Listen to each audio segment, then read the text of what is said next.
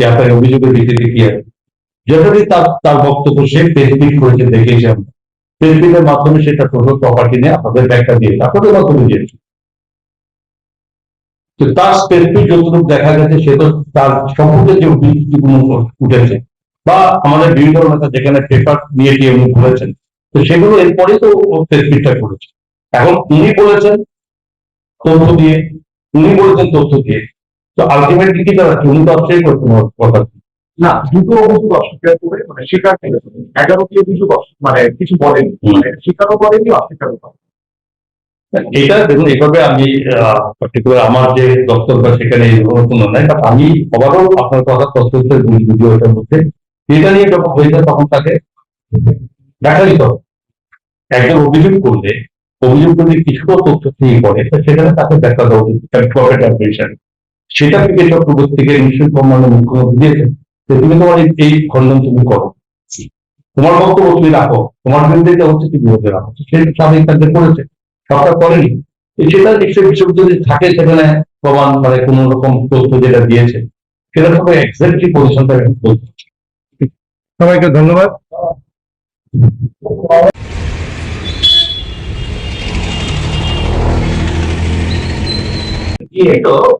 স্বাভাবিক কারণে নতুন পে কমিশন গভর্নমেন্টের কোন ইনিশিয়েটিভ আছে?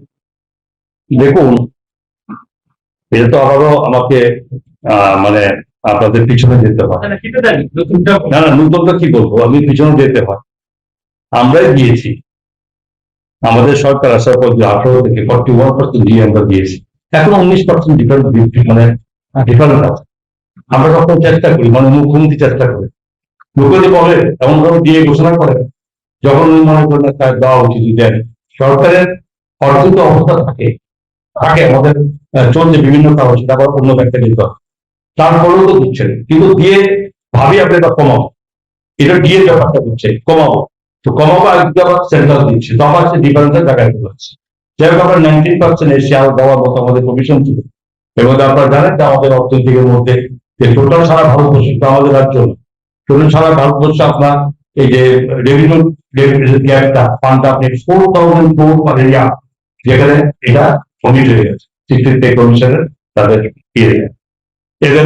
এদের কি পরামর্শ হচ্ছে এরকম যে প্রত্যেকটা স্টেট এই ফান্ডটা গ্যাপ ফান্ডটা বন্ধ, নিজস্ব স্টেট থেকে তাকে রোজগার করতে হবে। এই যে কমিশন এক্সপেন্ডিচার সেটাকে যার যার স্টেট তার থেকে তাদের রোজগার করতে বের করতে হবে। কি করে বেরোবে? প্রথম ইন্ডাস্ট্রি রোজগার বাড়াবে, সেকেন্ড হচ্ছে আপনি আমাদের যে ট্যাক্স বা বিভিন্ন রকম বাড়তে হবে, এই সরকার তো বাড়েনি। তাহলে এই অবস্থার মধ্যে আছে, তারপরও আমরা এটা নিয়ে নেক্সট লাস্ট যেটা আমি আসল জেনে জানতে চেয়েছেন অষ্টম পে কমিশন। দেখুন, অষ্টম পে কমিশন এখন তো সেন্ট্রাল গভর্নমেন্টের একটা অপেক্ষা করে আছে, সেন্ট্রাল গভর্নমেন্টের পিস ইস্তারে এই পে কমিশন তারা ডিক্লেয়ার করে। দেশের দুই একটা রাজ্য বোধহয় তারা পে কমিশনের কোন রকম কমিটি তো বানিয়েছে, দেশের সবাই, কিন্তু আমরা অপেক্ষা, আমাদের স্টেট অপেক্ষা আছি যে সেন্ট্রাল গভর্নমেন্টের এই পে কমিশন স্ট্রাকচার ঠিক আছে না, কিভাবে স্ট্রাকচারটা তৈরি সেটার উপর নির্ভর করে আমাদের স্টেট গভর্নমেন্ট সেটা এভাবে ভাবতে হবে। আমলের একটা জমি ক্যারেক্টার বা ইয়ারলি এক্সপেন্ডিচার কি আছে, সরকার ফিউচার কি হয়েছে তা আপনার জুট মিলে টোটাল বলেছি যে 2,253 জন লাস্ট যখন কেসে যায় ওই সময় 2,253 জনের সংখ্যা তারা সেখানে নিয়েছে। তো ওই 2,200 সময় সময় কিছু লোক ছেড়েছে, তারা কর্মী সংখ্যা দিয়েছে ওই লিস্ট অনুযায়ী, যে লিস্ট অনুযায়ী সরকারের টোটাল কোর্টের কাছে যারা কেসটা দিয়েছে সংখ্যা নিয়ে যা দিয়েছে তাদের টোটাল অ্যামাউন্ট হচ্ছে 220 কোটি।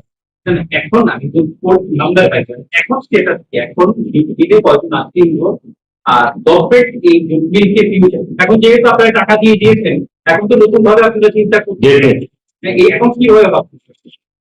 আপাতত সেই 2,253 জন তারা কেউই, অধিকাংশ মানুষ চলে গেছে, মারা গেছে, এবং একটা বিরাট সংখ্যা ছিল কিভাবে নিয়েছে আমি জানি না, একটা বিরাট সংখ্যা ছিল যারা বয়স উত্তীর্ণ হয়ে গেছে, বয়স্ক ব্যক্তিকে তাদেরকে ঢুকিয়েছে যারা কাজের যোগ্যতম ছিল। তো তারা তো অনেক আগে মারা গেছে, কিন্তু ম্যাক্সিমাম লোকে মারা গেছে, কিছু লোক রয়ে গেছে কিন্তু তার পরিবার সম্পূর্ণ আছে।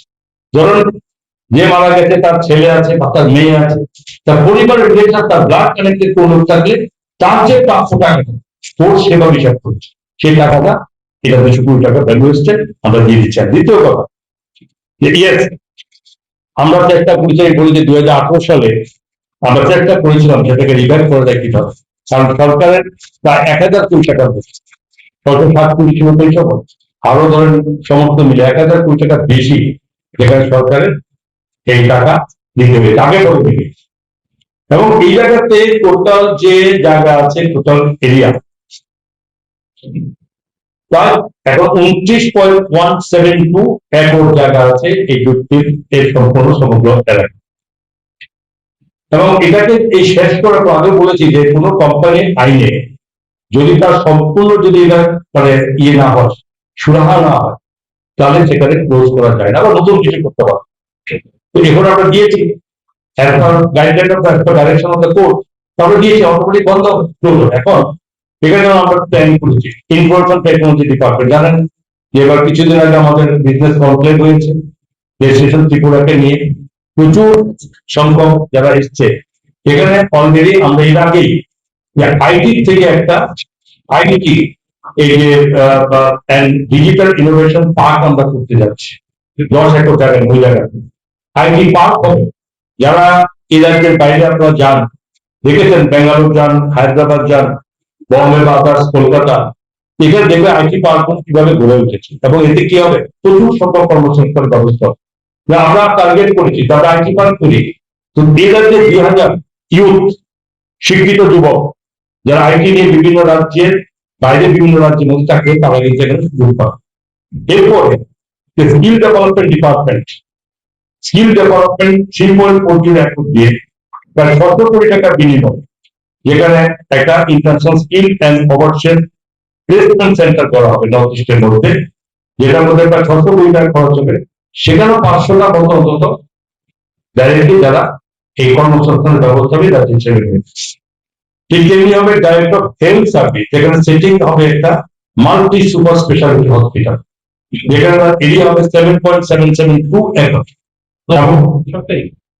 ওই 7.77 ইয়েতে ওই এরিয়াতে ওই সেটিং হবে সুপার স্পেশালিটি হসপিটাল, সেটাও তারা ওখানে ব্যয় হবে, ব্যয় করতে 300 কোটি টাকা, যেখানে 200 জনের মতো তাদের এক্ষেত্রে আমাদের যে এই ত্রিপুরা ছেলে মেয়েদের চাকরি ব্যবস্থা এবং ট্রিটমেন্ট তো আলাদা হবেই।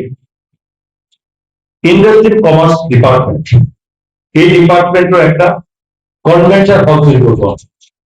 আপনারা দেখেছেন বিভিন্ন জায়গাতে বড় বড় কনভেনশন যখন বড় সংখ্যক লোকের কোনো একসঙ্গে গ্যাদারিং হয়ে কোনো মিটিং হবে, বিভিন্ন রকম পাবো, যে কোনো শুধুমাত্র রাজনৈতিক কথা বলছি না, যে কোনো ধরনের ডেভেলপমেন্ট, যে কোনো ধরনের কোনো বড় মিটিং হলে প্রায় 5000 লোকের ক্যাপাসিটি করে এখানে একটা development of state convention centre হবে, যেটা আগে করে প্রায় এখানে 8 একর জায়গা, 8 একর জায়গা নিয়ে যদি হবে, এবং সেখানে প্রায় 1000 কোটি টাকা প্রায় এখানে ব্যয় করা হবে, যেখানে 2000 নম্বর মতো পার্সেন্ট সেখানে কর্মসংস্থানের ব্যবস্থা।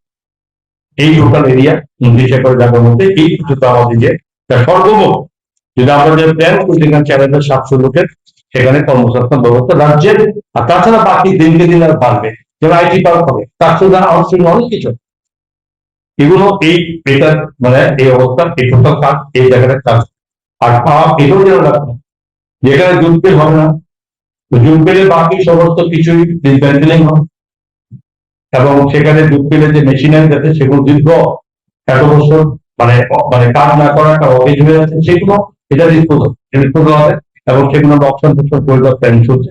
আজকেও বাংলাদেশের একটা বড় টিম ছিল যে তারা দেখেছে ঘুরেছে যে তারা জুট মিল এখানে করতে চাইছিল, কিন্তু জুট মিল করার জন্য তারা বলছে আমরা করবো, কিন্তু দেখা যাচ্ছে জুট মিল করতে গেলে যে পার্টের যে কানেকশন হবে লোকালি সে এখন বন্ধ হয়ে গেছে, হবে না। সুতরাং এটাকে তারা খুব সম্ভবত চেষ্টা করবে যে টেন্ডারকে তার মাধ্যমে নিয়ে তারা আসামের সেবা এগুলো আমরা বলতে পারি। এর পরীক্ষামূলক উৎপাদন এবং 1981 সালে বাণিজ্যিক কার্যক্রম শুরু হয় প্রথম। কোথাও না কোথাও সরকার কি সিদ্ধান্ত দিচ্ছেন তিনি কিছু সরকার শপিং এর নাম এইটা কি আপনি আপনার ডিপার্টমেন্টে নিযুক্ত করছেন, আপনার নজরে আছে বা আপনার বিরোধী দল সকালবেলা ঘুমের থেকে উঠলে আপনাদের মাধ্যমেই আমরা একাধিক নিউজ আমরা প্রথমে দেখি, আর বর্তমান সোশ্যাল মিডিয়া হওয়ার কারণে তো ওইটা খুললে পরে আমরা দেখি আমাদের বিরোধীরা কি বলতে চাইছে।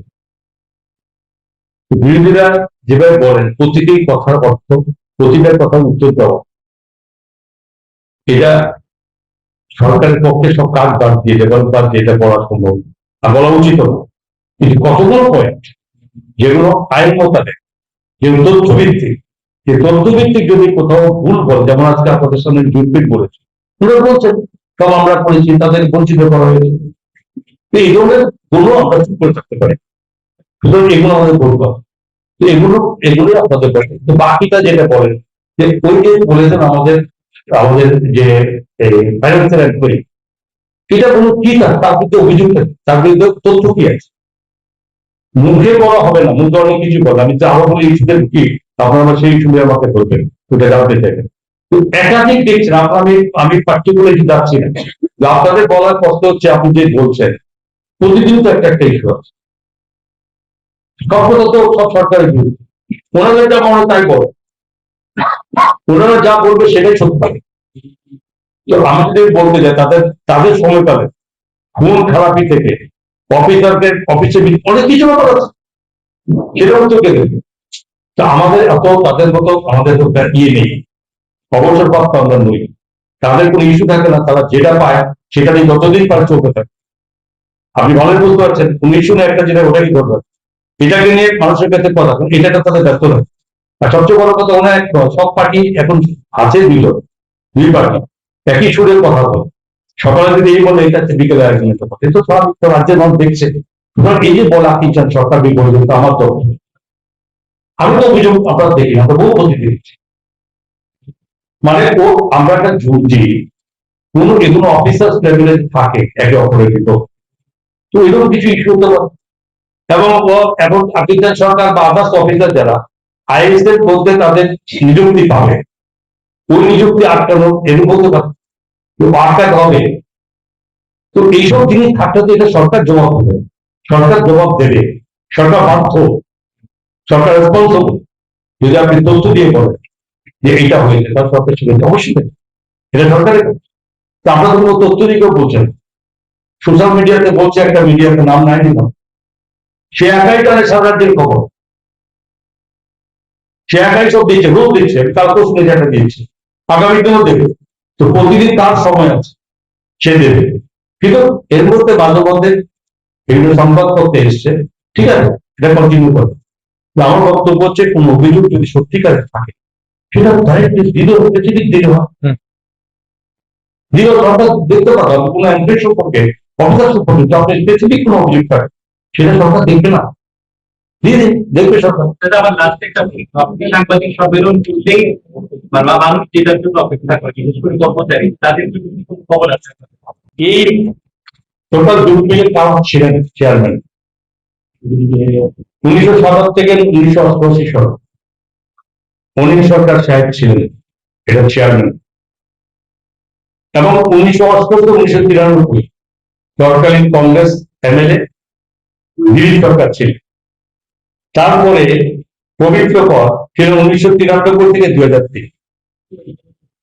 জিতেন্দ্র চৌধুরী বর্তমান যিনি জেনারেল উনি বিরোধী দলের নেতা, উনি ছিলেন 2003 থেকে 2009 সাল পর্যন্ত, এটা একটু মনে রাখুন। এরপরে তপন চক্রবর্তী সাহেব ছিলেন 2009 থেকে 2018 পর্যন্ত, তারপর থেকে এটা চেয়ারম্যান নেই, সরকার পরিবর্তন হয়েছে। এরপর থেকে কখনো আর চেয়ারম্যান হয়নি। এই যে যেমন বিজিজনের যেমন সরকারি অফিসাররা ছিল সিএমডি হিসাবে, এবং এরপরে শান্তনু বর্মা ছিল, সন্তোষ দাস ছিল, অসীম সাহা, এবং বর্তমানে বিনয় ভূষণ দাস ছিল। এখন প্রশ্ন হচ্ছে এই যে টোটাল কি করে হলো, এটা আমাদের সামনে তুলে ধরতে হবে তাদের কাছে, যে 12,000 মেট্রিক টন লক্ষ্যমাত্রা করেছে 2001 থেকে 2004-5 পর্যন্ত। এই সময়ে টোটাল 1800 মেট্রিক টন থেকে 5,400 মেট্রিক টন বেশি কখনো এটা হয়, এবং এতে স্বাভাবিকভাবে এটা সমস্ত ফেল করতে শুরু করেছে। এবং এই জায়গাতে যে সরকার কিছু কর্মকর্তাদের একটা চতুর্থ পে কমিশন ছিল, কখন হয়েছিল? 1996 সালে। এই 1996 সাল 1 তারিখে ওই সময় টোটাল সরকারের কাছে 33টি পিএসইউ ছিল। তার মধ্যে 32টি পিএসইউ কে তৎকালীন চেয়ারম্যানরা সেখানে তাদেরকে চতুর্থ পে কমিশন আওতায় নিয়ে এসছে। তাদের এই প্রিয় এই জুট বিলের মধ্যে 33তম তাদেরকে কিন্তু চতুর্থ পে স্কেলে আন্ডারে আনা হয়। এবং এবং এটা ওই তো 1996 থেকে শুরু আনা হয়। এবার সময় যখন এরা সুপারিশ করেছে, এরা জুট বিলে তারা অর্থ বঞ্চিত হয়েছে এবং সফটওয়্যার অফিসার কমান্ডারদের কাছে তাদের আবেদনও ছিল এবং সেটা রিভাইজ রুলস বানানোর জন্য তাদের করা হয়েছে, কিন্তু করেনি। এই 1/1/2099 থেকে তাই খুব অসন্তোষে অফিসার কমিটির মধ্যে এটা চলতে থাকে এবং তারা 2003 সালে হাইকোর্টে তাদের ন্যায্য পাওনা নিয়ে মামলা করে। এই জায়গাগুলো আস্তে আস্তে আমার মূল জায়গাটায় মামলা করে। এই মামলার নম্বর WA/2003 এবং মাননীয় হাইকোর্ট তাদের বেতন ভাতা মিটিয়ে দিতে বলে। 2003 ওই কেসের এগেইনস্টে বেতন ভাতা মিটিয়ে দিতে বলে। রাজ্য সরকার হাইকোর্টের রায়কে চ্যালেঞ্জ করে মাননীয় সুপ্রিম কোর্টে যায় এবং মাননীয় সুপ্রিম কোর্ট হাইকোর্টের এই রায়কে বলে। তৎকালীন সময় চেয়ারম্যান কে ছিলেন বলেছি 2003 থেকে 2009 পর্যন্ত বর্তমান বিরোধী দলের নেতা তৎকালীন জিতেন্দ্র চৌধুরী মহাশয়। মজার কথা হচ্ছে এখানে এই যে টোটাল তাদের দাবি বলেছি আমি যে 32টা পিএসইউ কে চতুর্থ পে স্কেলে আনা হয়েছে, অথচ একটি মতো এই যে ইয়েকে দুর্বৃত্তে তাদেরকে বাইরে রাখা, তারা এই পরিস্থিতি সহ্য করেছে, পার্টির কাজ করতো, তাদের এরপর তারা কোর্টে যায় এবং এই কোর্টে যাওয়ার পরে কি করেছে, হাইকোর্টের রায়কে এটাকে টোটালি এর বিরুদ্ধে আবারও ওই সময় তৎকালীন সরকার ওই সময় সুপ্রিম কোর্টে তাদের এই হাইকোর্টের রায়ের বিরুদ্ধে তারা এখানে চলে যায়। কথাটা বুঝে নিন, শ্রমিক দরদে জুট বিলের জন্য কান্না করছে এখন এবং তাদের সময়কালে এই ছিল জুট মিল শ্রমিকদের বিপরীতে তাদের কার্যক্রম এবং ওই সময় যদি তার সরকার মেনে নিত, হাইকোর্টের রায়কে মেনে নিত, তখন 20 থেকে 25 কোটি টাকা দিলে পরে কিন্তু তাদের এই সমস্ত মুনাফা তাদের যা পাওয়ার দিস তারা কিন্তু পেয়ে যেত এবং তারা পেলে কি হতো, তারা পেলে অথবা তাদের ওই সময়কালে যে সমস্ত মানুষরা এখানে কাজ করেছেন তারা জীবিত কালে তারা তাদের প্রাপ্যটা পেয়ে যেত। হ্যাঁ আজকে পাবেন, কারণ ছেলে রয়েছে, মেয়ে রয়েছে, বা তাদের যারা বংশধর আছে তারা হয়তো আজকে এই দাবি নিয়ে তারা এটাকে 220 দিন, আর এইটাকে দাঁড়িয়ে আজকে রাজ্য সরকার 220 কোটি টাকা দিতে হচ্ছে। দিতে হচ্ছে না, দিয়ে দেওয়া হয়েছে, যেটা তাদের কাছে এটা দেওয়া হচ্ছে। তো এই ত্রিপুরা হাইকোর্টের রায়কেও চ্যালেঞ্জ জানিয়ে তখন আবার এই যখন যায় তখন হাইকোর্ট সুপ্রিম কোর্ট আরেকটা নতুন করে দিয়েছে যে হাইকোর্ট দিয়েছে তাদের বকেয়া দিয়ে দাও, যা পাওয়া হিসাব করে দিয়ে দাও, বা সুপ্রিম কোর্ট লাগিয়ে দিয়েছে না এটার সঙ্গে আরো 6% ইন্টারেস্ট দিয়ে দাও। তো এই পরিস্থিতিতে আমাদের বক্তব্য হচ্ছে আমরা সেই দিচ্ছি, আমাদের সরকার আমরা যে টাকা মিটিয়ে দিয়েছি এবং 2008 সালে যখন আমরা সরকারে আসি তখন আমরা চেষ্টা করেছিলাম যে জুট মিলকে রিভাইভ করা যাবে, কিন্তু ওই সময় আমরা অনেক আলোচনা হয়েছে, আসামে বিভিন্ন কোম্পানির সঙ্গে কথা হয়েছে, কিন্তু তৎকালীন সময় এটা দেখা গেছে এই কোম্পানি অ্যাক্ট অনুযায়ী যদি কোনো এরকম শিল্প কারখানা কমপ্লিটলি যদি এটা ক্লোজ হয় তাহলে তার সমস্ত যারা মিটিং তখন গিয়ে সেটাকে অন্যভাবে আমরা এটাকে বলা হয়েছে সেই সময় থেকে 1996 থেকে তাদেরকে বঞ্চিত করা হয়েছে। PSO 32 না হয়েছে চৌদ্দ পে কমিশন আন্ডারে, কিন্তু একটি কিছু বাদ দিয়ে রাখতো, সেটা হচ্ছে জুট মিল। ওই সময় শ্রমিকদের এভাবে তারা বঞ্চিত করছে, তাদেরকে কাজে লাগিয়েছে, পার্টির কাজ, নির্বাচনের কাজ, তখন একটা জুট মিল বলতেই তারা বেরোত, তাদের কোম্পানি কাজ করা হয়নি, কোম্পানির মূল উৎপাদন বন্ধ ছিল। তা আজকের দিনে 1000 কোটি টাকার উপরে এই জুট মিলের এগেন্সে সরকারের এ রাজ্যের জনগণের টাকা সেখানে নষ্ট হয়েছে। এর মধ্যে আমরা সরকারি অবস্থার মধ্যে 220 কোটি টাকা আমরা দিয়েছি। তাকে এখানে আমি বলার উদ্দেশ্য একটাই যে বিভিন্ন আজকে দেখা যাচ্ছে যে বিরোধী দলগুলো একটা ইস্যুতে তৈরি করে সেখানে সরকারকে দোষারোপ করছে, এবং সেটা এই দোষারোপ যে করছে এতে মানুষের মধ্যে একটা বিভ্রান্তি শুরু হচ্ছে। বিশেষ করে যারা এই জুটমিলের সঙ্গে জড়িত, তাদের যারা পরিবার যারা বেঁচে আছেন, তাদের মধ্যে একটা ভুল ভ্রান্ত ধারণা দিচ্ছে সরকারের বিরুদ্ধে। তো এই বিরুদ্ধে ধারণা থেকে এটা হতে পারে সত্য প্রকাশ করা উচিত, এবং বারবার মিথ্যা কথা বলে, যে কোনো ব্যাপারে মিথ্যা কথা বলে এখন একটা নতুন ইস্যু হয়েছে। তাদের আন্দোলনের ইস্যু সেরকম কিছু না হলেও কোনো মিথ্যাকে আঁকড়ে ধরলে সেই ইস্যুকে তারা জ্ঞাত রাখার চেষ্টা করছে। তো এখানে সরকার চুপ করে থাকতে পারে না।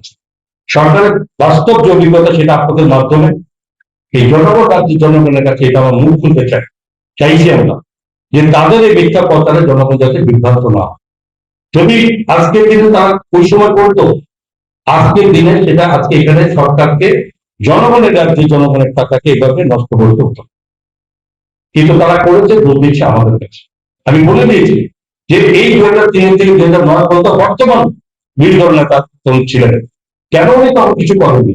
ওনার সরকার তো ছিলেন 35 বছর, কেন সরকারের সময় আজকে এই দায়িত্ব নেয়নি যে জুট মিলে যারা কর্মীরা তাদেরকে কোনোরকম দায়িত্ব পালন করেনি? যুদ্ধ কি করে করবে বলুন? ইচ্ছা করে জুট মিলকে তারা বড় হতে দেয়নি। তখন পাট চাষ করতো রাজ্যে অনেক কৃষকরা, কিন্তু সেখানে করেনি। কি করতো? এমএসপি, আপনারা জানেন যে মিনিমাম সাপোর্ট প্রাইস, যেখানে এই পাটের উপর মিনিমাম সাপোর্ট প্রাইস ভারত সরকার করেছে।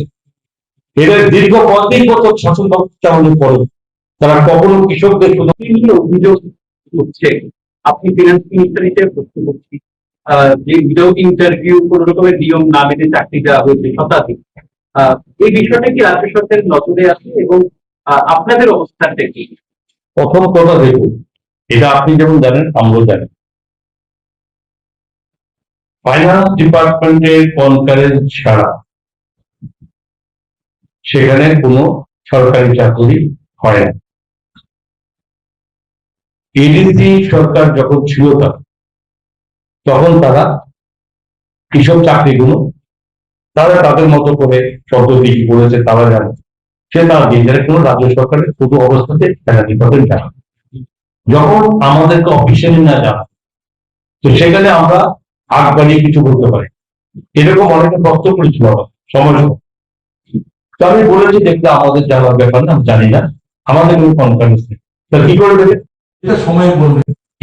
কনফারেন্স ছাড়া চাকরি দিলে যদি তারা পারে দিতে, এটা হয় না, এটা রুলস আছে। সেই রুলসটা এডিসিও সরকার তো মানবেই, এডিসি তো সরকারকে থাকতে পারে, সেটা করেছে।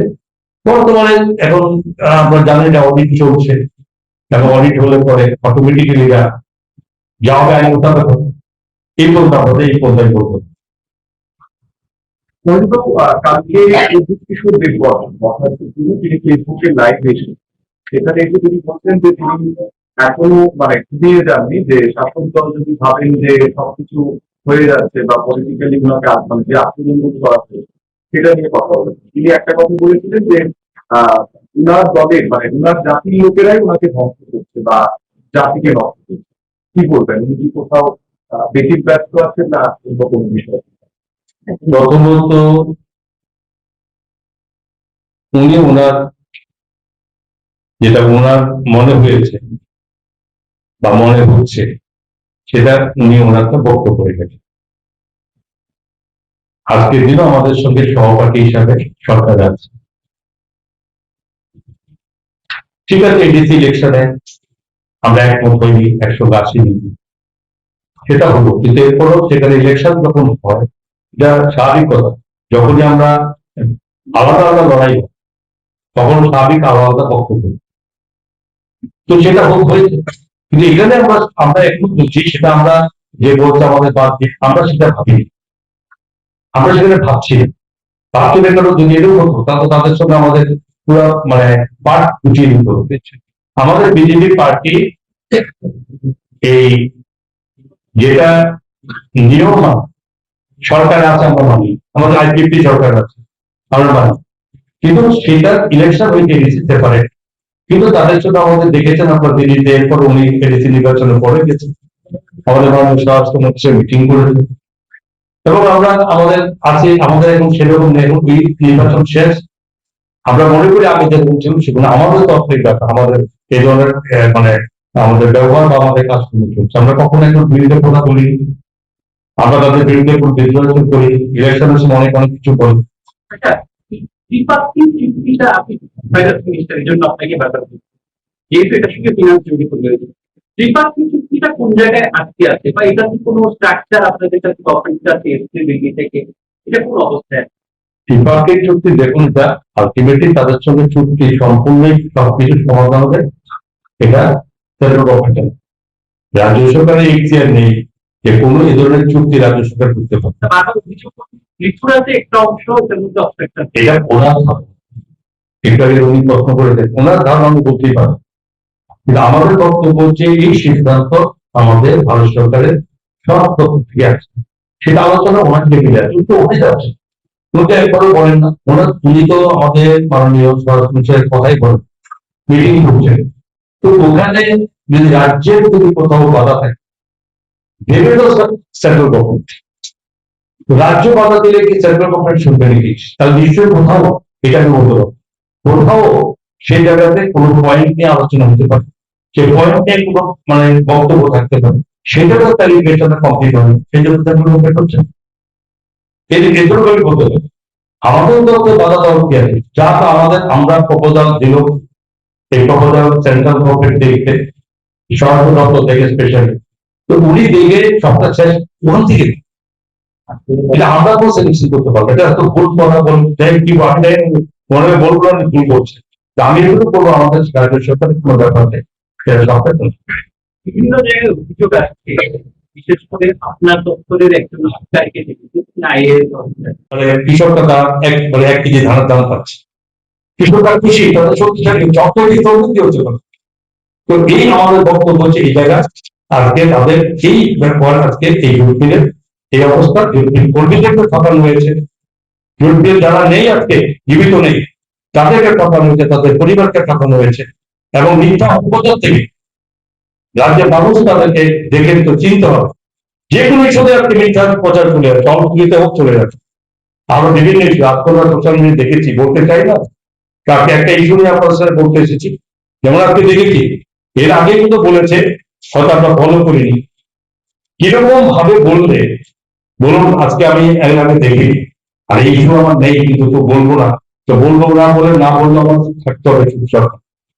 বলুন তো কি বলেছে আজকে জিতেন বাবু, আজকে আমরা দেখেছি সোশ্যাল মিডিয়াতে, যে ব্রাহ্মণদের, ক্ষত্রিয় ব্রাহ্মণদের কি বলেছে, তাদেরকে যখন আপ্যায়ন করা হয় তাদেরকে গোমাংস না দিয়ে বলে তাদেরকে আমন্ত্রণ হয় না, তাদেরকে আমন্ত্রণ কোনো বাড়িতে বলে গোমাংস দিয়ে তাদেরকে খাওয়া দিয়ে তাদেরকে আমন্ত্রণ করতে হবে।